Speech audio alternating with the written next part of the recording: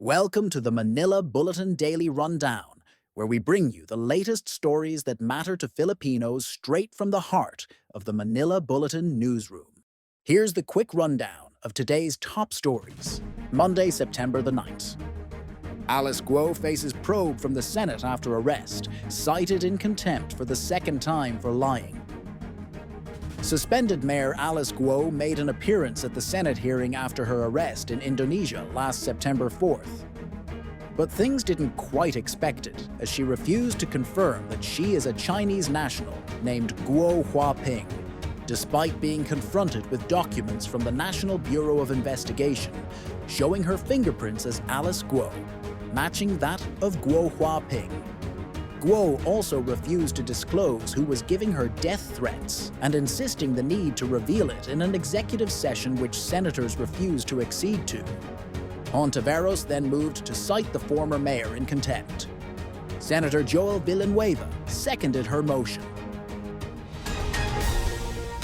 Kibuloy's decision to surrender was an ultimate sacrifice, according to his lawyer.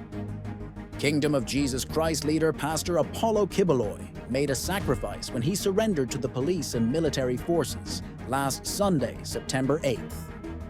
The Philippine National Police said that Kibuloy was given 24 hours to surrender after the police were able to pinpoint his exact hiding place inside the 30-hectare Kingdom of Jesus Christ compound. Police and government officials have been encouraging Kibuloy to surrender since the arrest warrant was issued against him in April this year.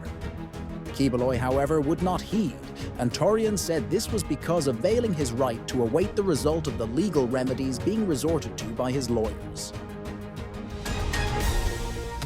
President Marcos approves recommendation to sack Bureau of the Immigration Chief, Tan Cinco.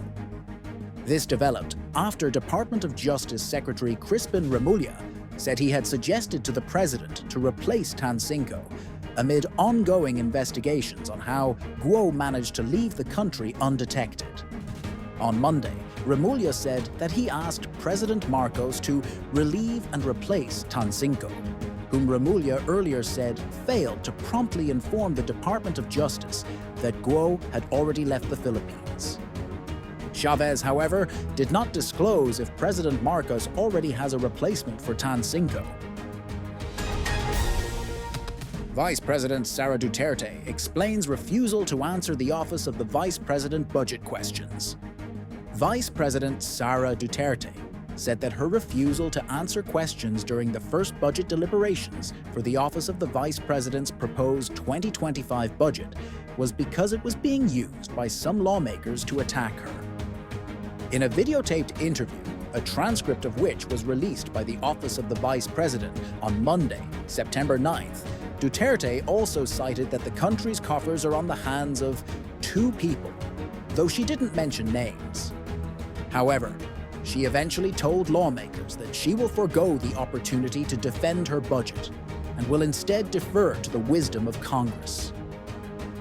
Refuting claims that she acted like a spoiled brat during the hearing, Duterte insisted she understands that Congress has the power of the purse and that agencies and government officials must submit themselves before it, as stated in the Constitution. Expect Teves back in Philippines from Timor-Leste this month, according to the Department of Justice. Expelled Negros Oriental Congressman and fugitive Arnulfo Arnie Teves Jr. is expected to be back in the Philippines from Timor-Leste this month, Justice Secretary Jesus Crispin Remulla said on Monday, September 9th. Instead of a private plane that brought him to Timor-Leste, Teves will return to the Philippines on board a Philippine Air Force plane. Teves, who has been designated as a terrorist in July last year by the Anti-Terrorism Council, is facing multiple charges in the Philippines.